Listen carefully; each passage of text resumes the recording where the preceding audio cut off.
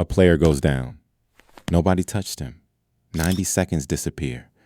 Then he stands up, completely healed, and jogs back like nothing happened. You have watched this 100 times. You have screamed at your screen 100 times. This season, the Premier League finally made it expensive. Not with warnings, not with yellow cards, with the one thing that actually hurts, taking away a player. And every single new rule works exactly the same way. The 1-minute injury rule.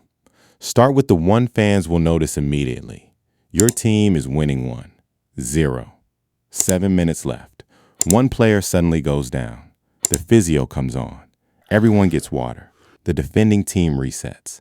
And a chunk of the match disappears. For years, even if everyone suspected the player was slowing the game down, the damage was already done. Now there is an actual cost.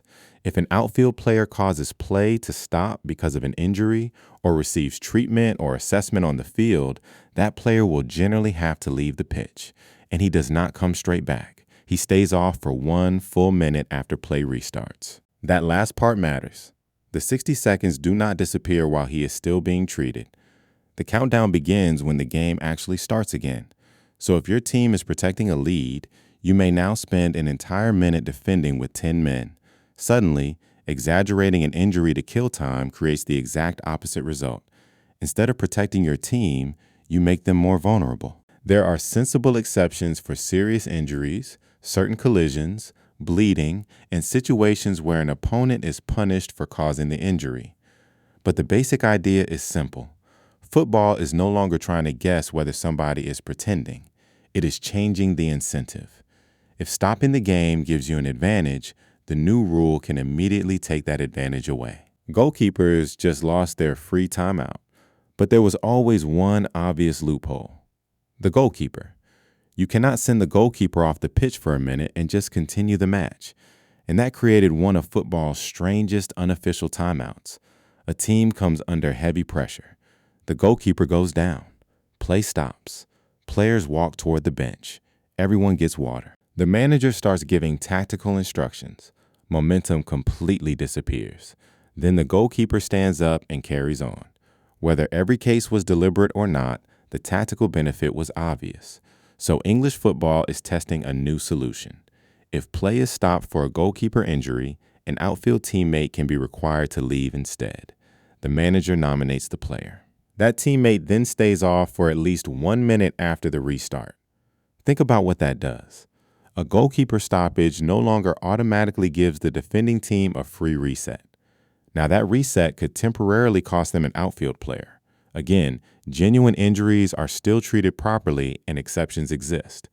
But the loophole is suddenly much less attractive. A free timeout is not very useful if you restart with 10 men. The 5-second trap. Now we get to the rule that could cause the most chaos. Throw-ins and goal kicks can now trigger a visible 5-second countdown when the referee believes a team is deliberately delaying the restart, and the punishment depends on which restart you are wasting. Delay a throw-in beyond the countdown? Possession switches. The other team gets the throw. Delay a goal kick?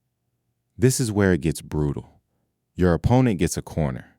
A harmless restart can suddenly become an attacking set piece against you. Imagine the 89th minute. Your team leads 1-0. The goalkeeper wants to squeeze a few extra seconds out of the clock. The referee starts counting. 5, 4, 3. Now the goalkeeper is not just risking a warning. He is risking a corner against his own team. That completely changes the calculation. One important detail, though. The referee is not automatically counting down every single throw-in and every single goal kick. The countdown begins when the referee judges that the restart is being deliberately delayed. But once that arm goes up, the game needs to restart quickly. Football has spent years adding wasted seconds back on at the end. This rule tries something different. It makes wasting those seconds dangerous in the moment. The slow substitution just got risky. And then there is the slowest walk in football. You know exactly what happens. Your team leads late. Your number appears on the substitution board. Suddenly, the shortest route to the touchline becomes a guided tour of the entire stadium. A slow jog, a wave to the crowd, maybe a handshake, maybe one final argument with the referee. Every second matters. Now, there is a 10-second limit to leave the field once the substitution has been signaled.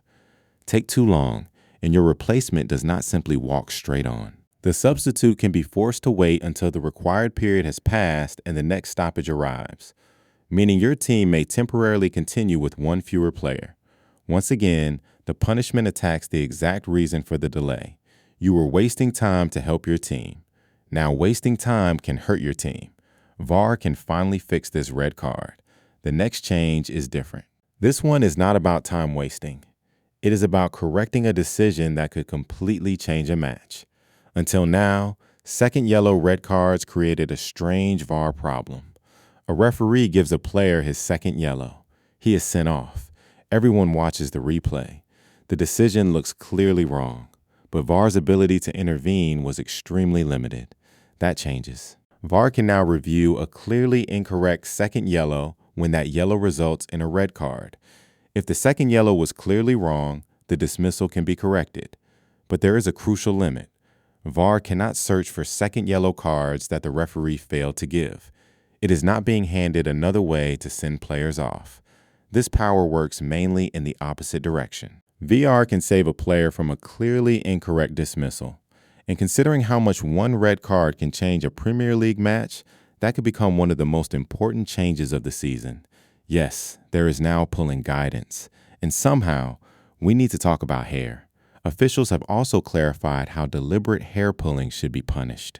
If the action involves excessive force or brutality, it can still be treated as violent conduct and punished with a red card. But if the hair pull does not reach that level, it can instead be punished with a yellow. So no, football has not suddenly decided pulling someone's hair is fine. The change is about separating different levels of force instead of automatically treating every incident exactly the same way. It may sound ridiculous, but somewhere in professional football, referees genuinely need written guidance for this. Welcome to the laws of the game.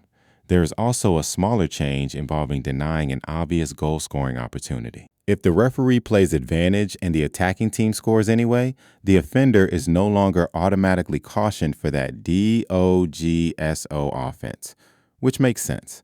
The opportunity was not actually denied. The goal happened. What these rules really change. Now put everything together.